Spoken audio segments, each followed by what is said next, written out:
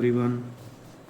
तो 6 नवंबर 2022 में जो सीईटी का प्री हुआ था सेकंड शिफ्ट, उसमें जो इंग्लिश के क्वेश्चन आए थे वो आज हम यहाँ पे देखेंगे। तो चलिए शुरू करते हैं। पहला क्वेश्चन है ये क्या बताना है कि करेक्ट अल्टरनेटिव टू इम्प्रूव, मतलब सेंटेंस को इम्प्रूव करना है, सेंटेंस इम्प्रूवमेंट वाला क्वेश्चन है। तो इसमें क्या लिख रखा है, in this jet age everyone is interested in having an easy life. तो ऑप्शन देखो यहाँ पे क्या है, to having easily life, for have an easy life, had easy life, या फिर नो इम्प्रूवमेंट। इसका मतलब यहाँ से जो है वो ये होगा अंडरलाइन सेंटेंस अपना। तो इसको कैसे करेंगे, जैसे इससे पहले क्या लिख रखा है, इंटरेस्ट।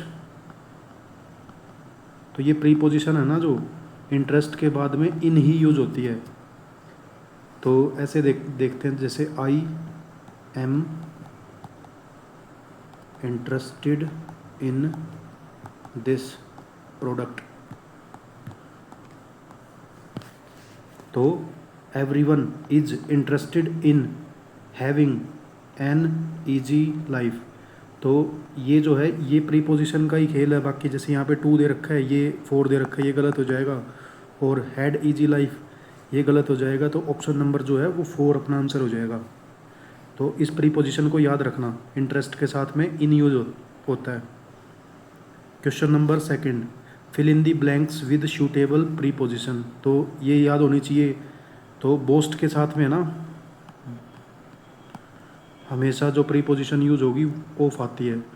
और ये इसका मतलब क्या होता है, इसका मतलब क्या होता है, किसी चीज़ में दिलचस्पी होना। और इसका मतलब क्या होगा, बोस्ट ऑफ, किसी चीज़ को बढ़ा चढ़ा के बोलना या डिंगे मारना। डिंग मारना मतलब बड़ी बड़ी बातें करना।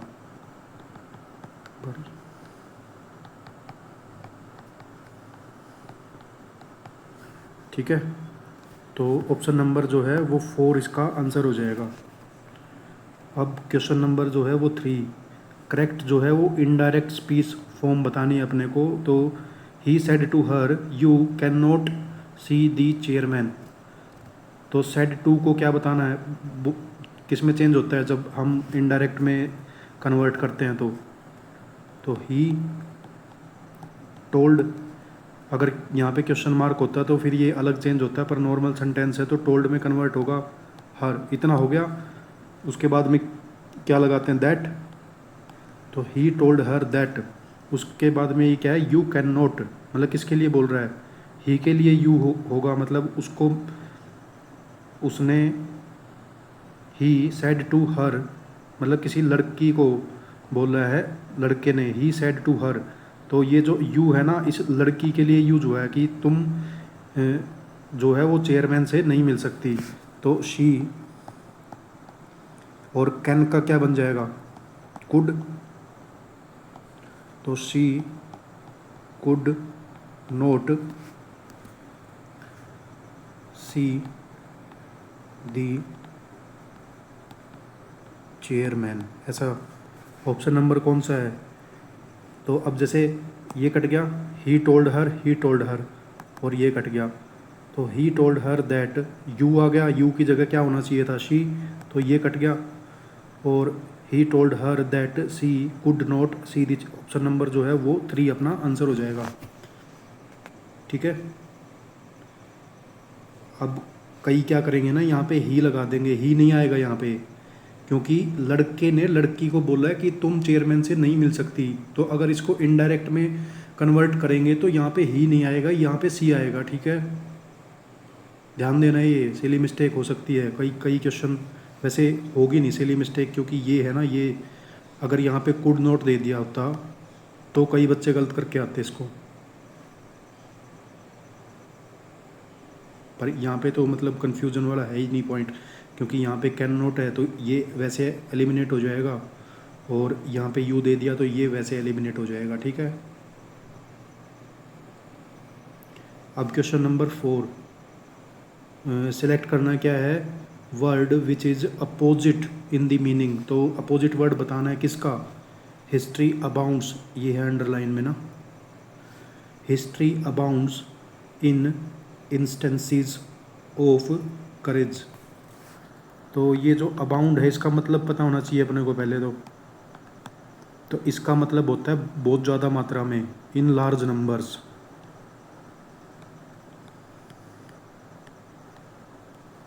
तो इन लार्ज नंबर मतलब बड़ी मात्रा में। अब इसको कैसे याद करेंगे, ए प्लस बाउंड, और इस बाउंड को करो बाउंड्री।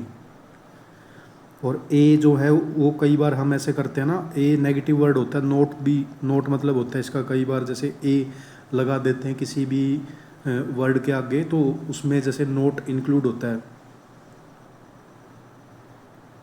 तो अब जैसे मान लो किस की नोट बाउंड्री की, जिस चीज़ की कोई भी बाउंड्री नहीं है, विद नो बाउंड्री, तो मतलब वो बहुत ज़्यादा मात्रा में होगा। अगर किसी चीज़ की सीमा ही नहीं है, बाउंड्री का मतलब होता है सीमा, अगर किसी चीज़ की लिमिट या सीमा नहीं है तो वो क्या होगा, वो ज़्यादा मात्रा में होगा ना, तो इन लार्ज नंबर होगा वो, ऐसे याद कर सकते हैं इसको, ठीक है। अब लैक का मतलब होता है कमी, और शाइन का मतलब होता है चमकना, जैसे स्टार्स जो है वो शाइन करते हैं। फेलियर का मतलब फेल होना, इसका तो बताने की ज़रूरत नहीं है। और सफिशिएंस का मतलब होता है कि सफिशिएंट से बनाइए,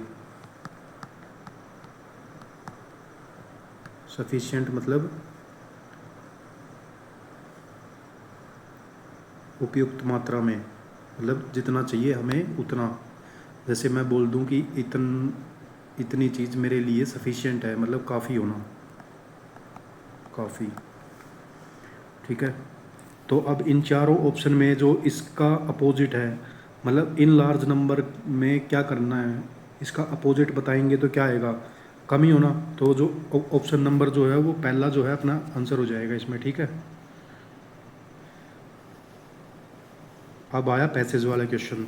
तो पैसेज में मैंने आपको बताया था पहले इसके मतलब ऑप्शन वो क्वेश्चन पढ़ने, उसके बाद में पैसेज देखते हैं।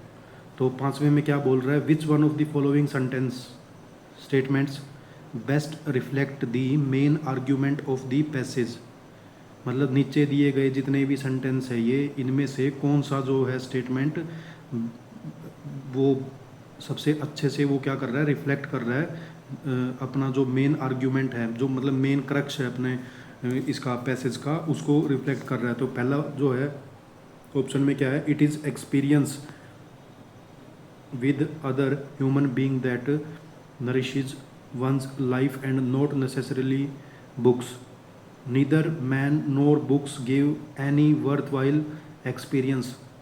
और तीसरा है, books are always better than man, और they are more purely delightful man, there are more purely delightful man than purely delightful books.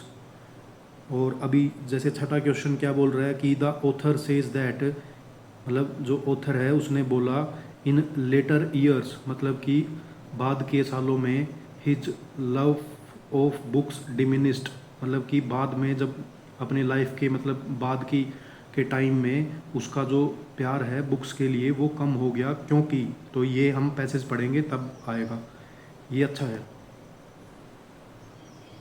और सातवें में क्या पूछ रखा है, which one of the pairs of phrases best help to bring out the metaphorical meaning of the meadow of my life. ये metaphorical क्या मतलब होता है ना, मेटाफर होते हैं इंग्लिश में, मेटाफर। तो ये एक अलग से चैप्टर है पर इसको पढ़ने की ज़रूरत नहीं है। तो इसका मतलब पूछ रखा है अपने को ना कि इसका क्या मीनिंग है, मतलब इसको बोला, जैसे हम कुछ भी बोल देंगे कि उसके ऊपर मुसीबतों का पहाड़ टूट गया, तो जो मुसीबतों का पहाड़, तो पहाड़ असली में थोड़ी टूटता है, वो मेटाफर होता है, मतलब उस चीज़ को हम बढ़ा चढ़ा कर बोलते हैं। तो अलग अलग मेटाफर्स यूज़ होते हैं इंग्लिश में। तो वो चीज़ पूछ रखी है कि जो ये मिडो ऑफ माई लाइफ, तो मिडो का मतलब क्या होता है, मिडो का मतलब होता है घास का मैदान।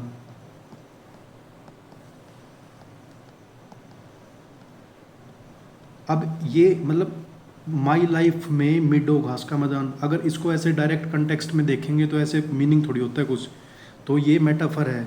और जब हम पढ़ेंगे इसमें पैसेज में देखते हैं कि इसका मीनिंग क्या होगा, ठीक है। तो पढ़ो इसको पैसेज को। If I had been asked in my early youth, अगर मेरे से पूछा गया होता मेरी अर्ली यूथ मतलब मेरी जवानी में, वो whether I preferred to have dealing only with man और ओनली विद बुक्स, कि अगर मेरे को ऑप्शन दे दिया होता कि आपको या तो बुक्स से डील करना है मतलब बुक्स पढ़नी है, या फिर आपको आदमियों के साथ रहना है मतलब इंसान के साथ रहना है या डील करना है, तो माई आंसर वुड सर्टेनली, तो मेरा जो है वो आंसर क्या होता, निश्चित रूप से have been in favour of books. तो उस टाइम पर जो ये ऑथर है ना उसको बुक्स से ज़्यादा लगाव था और आदमियों से कम लगाव था, तो ये बोल रहा है कि मैं बुक्स को सिलेक्ट करता। इन लेटर ईयर्स, बाद के जो सालों में मतलब जब जवानी के बाद का जो टाइम था उसमें, this has become less and less, जो मतलब क्या बोल रहा है कि बुक है ना, बुक के लिए जो मेरा प्यार है वो कम हो गया। Note that I have had so much, ऐसा नहीं है, नोट दैट का मतलब ऐसा नहीं है, I have had so much better experience with man, कि ऐसा नहीं है कि जो आदमी है उनसे मेरा जो एक्सपीरियंस है कि काफ़ी ज़्यादा अच्छा था, तो मेरे को ऐसा लगा कि बुक्स की वजह हमें कि मैं आदमियों की जो वो है आदमियों से डील करने का मेरा मन मतलब ज़्यादा हुआ, इस टाइप से बोल सकते हैं। तो note that I have had, ऐसा नहीं है कि मेरा जो है इंसानों के साथ में एक्सपीरियंस जो अच्छा था देन विद बुक्स, ठीक है। मतलब इसका जो प्यार कम हुआ ना या फिर मतलब अट्रैक्शन कम हुआ बुक्स की साइड से, तो इसकी वजह ये नहीं है कि मतलब इसको इंसान काफ़ी अच्छे मिले अपनी लाइफ में। ऑन दी कॉन्ट्रेरी, मतलब इसके विपरीत, delightful books even now come my way more often than purely delightful man, मतलब कि इसके विपरीत क्या है, जो डिलाइटफुल बुक मतलब जो अच्छी बुक्स होती है ना जिनको पढ़ के मेरे को खुशी मिलती है, इवन नाउ अभी भी, कम माई वे मतलब जब मेरे को मिलती है, more often than purely delightful man, मतलब जो बुक्स है ना वो मेरे को ज़्यादा खुशी देती है जब मैं पढ़ता हूँ। अगर मेरे को एक अच्छा इंसान मिले और एक मतलब अच्छी बुक मिले, तो जो बुक पढ़ के ना मेरे को उसमें ज़्यादा मज़ा आता है, ऐसा बोल रहे हैं। But the many bad experiences with man have nourished the meadow of my life, तो इसमें आ गया ना ये मिडो ऑफ माई लाइफ, तो इसका मतलब देखते हैं क्या मतलब इसका इंटरनल मीनिंग क्या होगा। तो but the many bad experiences with man, मतलब जो आदमियों के साथ इंसानों के साथ जो मेरे बैड एक्सपीरियंसेस होंगे ना, जो मतलब अनुभव अच्छे नहीं रहे, विद मैन हैव नरिस्ड, उन्होंने क्या किया, नरिशमेंट करना होता है किसी को पालना पोसना या फिर किसी को ग्रो करने में हेल्प करना, तो उन्होंने भी मतलब मेरे को नरिशमेंट, ऐसा बोलते हैं ना कि धक्के खा के इंसान बनता है, वो ऐसे बोल रहा है कि जो बैड एक्सपीरियंसेस मिले हैं ना मेरे को कि लाइफ में, उनसे भी मेरे को नरिशमेंट मिली है जो इंसानों से। दी क्या क्या नरिश किया, the meadow of my life, मतलब मेरी जो ज़िंदगी का खास का मैदान, मतलब उसकी लाइफ के बारे में ही बोल रहा है वो, मतलब जितने भी बैड और गुड एक्सपीरियंसेस थे उसके। As the noblest book could not do, मतलब जो जो बैड एक्सपीरियंसेस ने भी किया है ना मेरी लाइफ में, वो जो सबसे अच्छी किताब है वो भी इतना मेरे को नहीं सिखा सकती जितना मतलब आदमियों के साथ मेरे जो बुरा एक्सपीरियंस रहा है उसने मेरे को सिखा दिया, ठीक है। तो इसका पता लग गया क्या बोल रहा है ये, इसमें मतलब मेन क्या बोल रहा है कि जो बुक्स है ना वो सबसे अच्छी बुक भी इतना मेरे को नहीं नरिश कर सकती थी जितना मतलब सबसे गंदा इंसान या मेरे लाइफ का जो सबसे बैड एक्सपीरियंस था उसने मेरे को नरिश किया, मेरे को सिखा दिया। तो मेन पॉइंट जो है इस पैसेज का ये है। अब जैसे 5वां क्वेश्चन क्या बोल रहा है, which one of the following statement best reflect the main argument, तो मतलब जो मेन पॉइंट है ना वो क्या है इसका पैसेज का वो पूछ रहा है। तो फर्स्ट पॉइंट जो है, it is the experience with other human being, मतलब दूसरे लोगों के साथ का experiences that nourishes one's life and not necessarily books. तो बोल रहा है कि एक्सपीरियंस जो है दूसरे लोगों के साथ हुआ उसने नरिश किया, और ज़रूरी नहीं है कि वो किताब जो बुक्स के थ्रू जो है उसका नरिशमेंट हुआ होगा। और सेकंड ऑप्शन है neither man nor books give any worthwhile experiences. तो ये तो गलत है भाई, उसने वो बोल रहा है कि ना तो आदमी ने उसको नरिशमेंट दी और ना बुक्स उसको कुछ मतलब ऐड ऑन कर पाई। तो ऐसा नहीं बोला कहीं पे भी अपने पैसेज में। और थर्ड में क्या बोल रहा है ना, books are always better than man, ऐसा भी नहीं बोल रखा इसने। तो आदमी जो मतलब आदमियों के बारे में बोला है ना, there are more purely delightful man than, तो ऐसा भी नहीं है। तो ऑप्शन नंबर जो है ना अपना फर्स्ट आंसर हो जाएगा। ठीक है।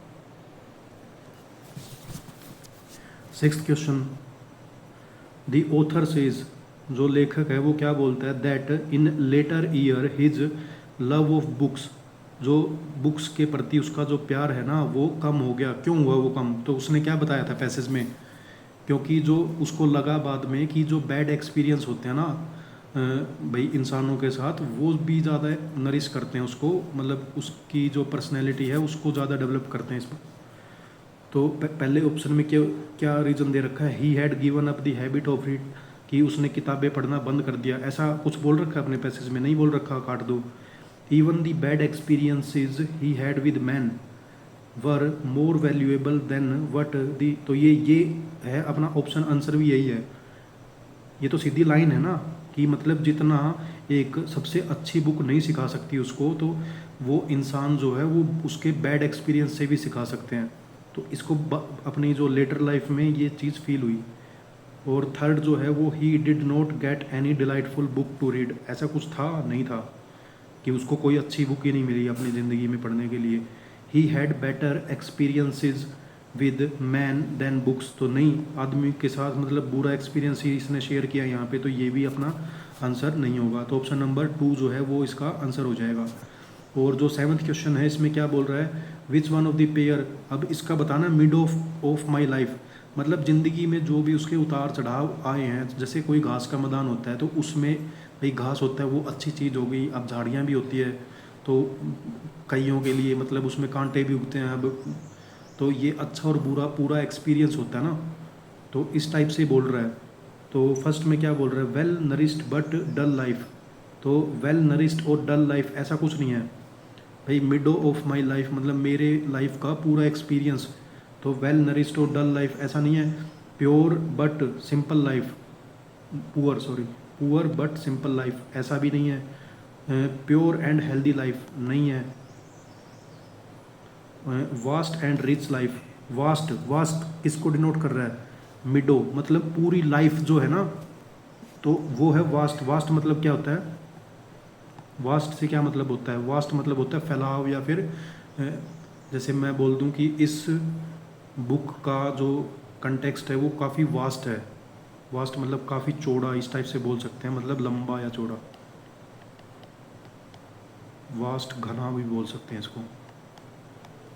ठीक है। एंड रिच लाइफ, और तो ये भी ऐसे ही बोल रहा है ना, मिडो ऑफ माई लाइफ पूरी लाइफ की बात कर रही है, तो ये लाइफ जो है वो वास्ट होगी ना। तो ऑप्शन नंबर जो है वो 4 अपना जो सूटेबल ऑप्शन हो जाएगा इसमें। अब आया क्वेश्चन नंबर 8। अब ये देखो स्पेलिंग वाला 1 और 2, इस शिफ्ट में भी 2 क्वेश्चन पूछ लिए। तो 8वें क्वेश्चन में क्या है, pick out the correctly spelled word. तो ये वर्ड है इमैक्यूलेट, तो इसकी स्पेलिंग देख लो पहले, इमैक्यूलेट। ठीक है।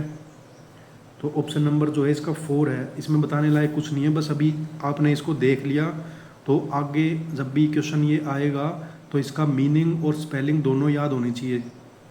ठीक है। अभी मीनिंग तो मैं याद करवा दूंगा और स्पेलिंग एक बार खुद से लिख के देख लेना, उसके बाद में नहीं गलत होगी। तो इमैक्यूलेट का मतलब होता है स्पॉटलेस या फिर फ्लॉलेस या फिर प्योर, मतलब जिसमें कोई गलती नहीं होती।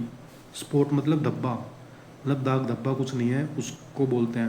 प्योर एकदम मतलब कोई कमी नहीं है उसमें, उसको बोलते हैं इमैक्यूलेट। ठीक है।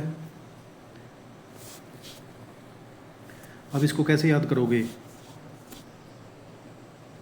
इसको याद करो, आई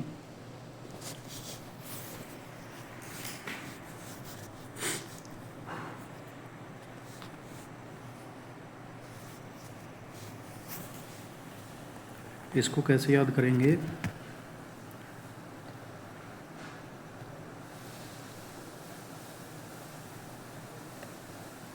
इसको याद करो, जैसे इमा है ना, इमा, इसको लिख दो हेमा, और ये सी यू है क्यू, तो इसको लिखो क्यों, और लास्ट में क्या बच गया? लेट, तो ये आ गया लेट। तो जो हेमा है ना,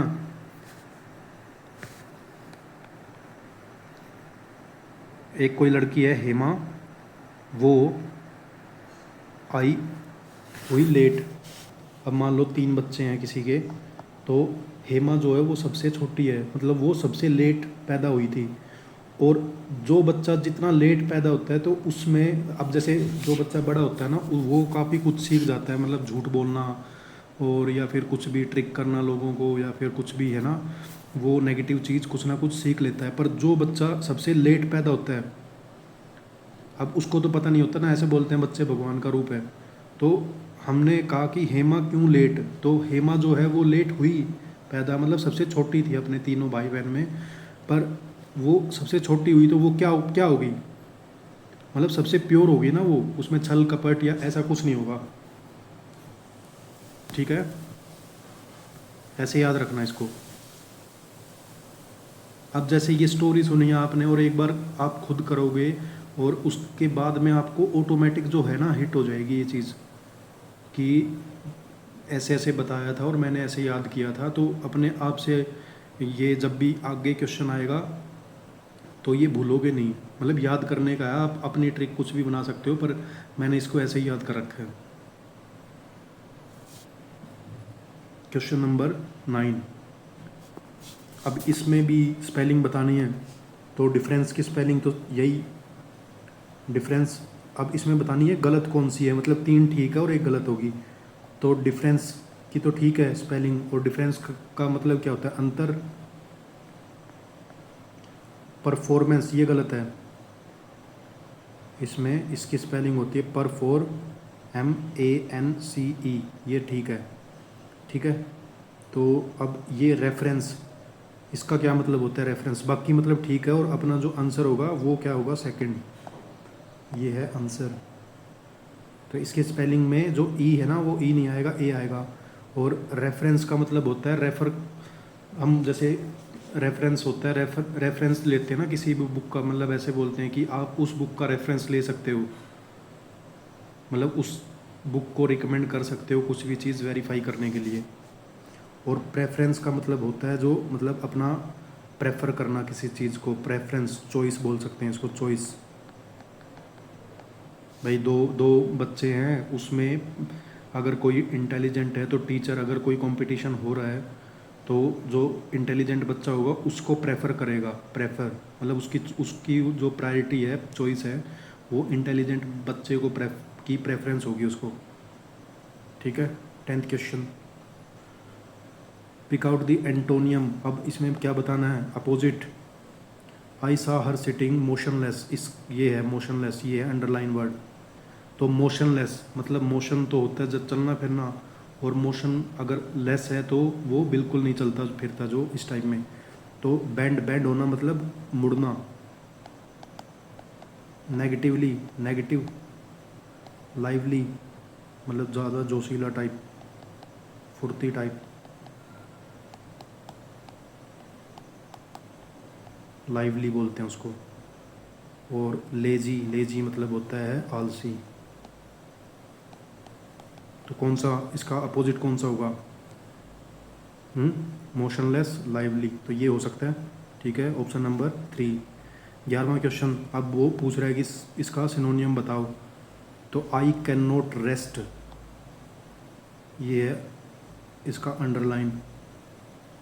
फ्रॉम ट्रैवल मतलब ट्रैवल से जो है मेरे को रेस्ट नहीं कर, मैं नहीं ले सकता।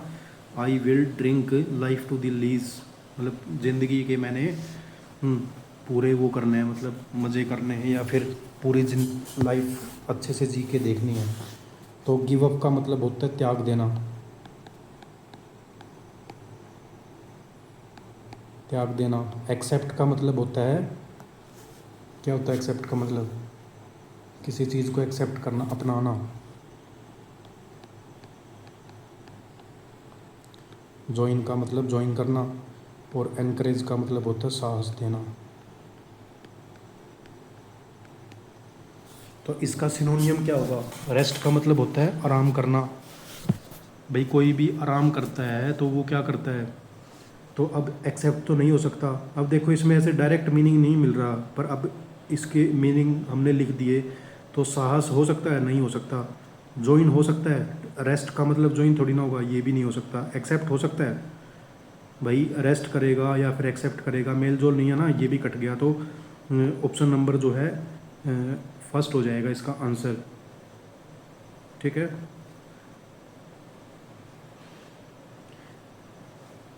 Question number 12 he wanted dash in the pool. तो क्या ऐसे ऐसे होता है ना, I want to go to school, I want to go to school. तो वॉन्ट के बाद में जो कौन सी प्रीपोजिशन यूज होगी? टू। तो ही वॉन्टेड टू, तो इसमें टू नहीं है, काट दो। और टू के बाद में हमेशा क्या लगती है? वर्ब की फर्स्ट फॉर्म। तो ही वॉन्टेड टू स्विम। अब इसमें जैसे एस लग गया तो ये गलत हो गया। ही वॉन्टेड टू स्विमिंग, इसमें ये ING लग गया तो ये गलत हो गया। तो अपना जो आंसर क्या आएगा? सेकंड। अब आ गया 13th क्वेश्चन, वही PQRS वाला। देख लो हर शिफ्ट में एक क्वेश्चन आ रहा है इसका। तो इसमें थोड़ा अलग दे रखा है। इसमें ये है सेंटेंस 1 और ये है सेंटेंस 6, और बीच में है PQRS 4। ठीक है, 1 और ये बीच में 4 और ये आखिरी सेंटेंस है। तो इनको बताना है। ठीक है, तो पहला जो सेंटेंस है वो पढ़ते हैं। ही ट्राइड द डोर, उसने डोर को क्या किया होगा? भाई ही ट्राइड द डोर, उसने डोर ट्राई किया, क्या किया होगा? खोलने का। तो अब इसमें डोर से रिलेटेड देखो कौन सा वो है। तो P में क्या है? The room was neat and clean then. भाई रूम के बारे में तो अभी हमें नहीं पता कुछ भी, तो ये काट दो। Then he stepped into his room. तो अगर डोर को किस किया होगा तभी तो वो अपने रूम के अंदर गया होगा। तो अभी डोर का कोई भी जिक्र नहीं है, तो इसको भी, ये भी अपना जो स्टार्टिंग सेंटेंस है ये नहीं हो सकता। ही वेटेड फॉर ए मिनट, तो वो ट्राई कर रहा है तो वेट थोड़ी ना करेगा, पहले कुछ करेगा ना डोर को। तो ये भी कट गया। इट ओपनड, तो खुलेगा क्या? और चीज़ तो खुल नहीं सकती, डोर ही डोर के बारे में ही बात करी गई होगी। It opened easily and he peeped in, इसका मतलब होता है, अभी ये प्रीपोजिशन है इसको भी याद रखना। तो पिप्ड इन का मतलब होता है उसने झांकना, अंदर झांकना, ताका झांकी करना। तो इसका मतलब जो है ना, S1 के बाद में क्या आएगा? S1 के बाद में जो अपना S आएगा। तो अब ऑप्शन पे जाओ, S से जो भी मतलब ऑप्शन शुरू होगा ना वो होगा और बाकी कट जाएंगे। तो R है ये कट गया, S है ये हो सकता है, ये P है ये कट गया, और ये Q है ये भी कट गया। मतलब एक ही ऑप्शन से अपना आंसर निकल गया। ठीक है, अब पूरा पढ़ के देखते हैं इसको। तो उसने क्या किया? डोर ट्राई किया खोलने की, और इट ओपन ईजिली, आराम से खुल गया, और वो उसने अंदर झांका। और उसके बाद में जैसे क्या है? पी क्या है? The room was NEET and clean, तो अंदर झांका तो उसने देखा कि जो कमरा है वो बिल्कुल नीट एंड क्लीन, साफ़ सुथरा है। उसके बाद में आर, he waited for a minute और 2, उसने 1 या 2 मिनट के लिए वेट किया बाहर, क्योंकि झांका था तभी कुछ देख रहा होगा वो। और उसके बाद में क्यों? Then he stepped into the room, तो लास्ट में क्या चला गया? वो रूम के अंदर चला गया। तो अपना जो सेंटेंस है वो करेक्ट लग रहा है अब ये कनेक्ट करने के बाद में भी। ठीक है, तो ऑप्शन नंबर जो है वो 2 हो जाएगा इसका आंसर। ऐसे करना है इनको। Option number question number 14, correct जो है वो एक्टिव वॉइस बताना है।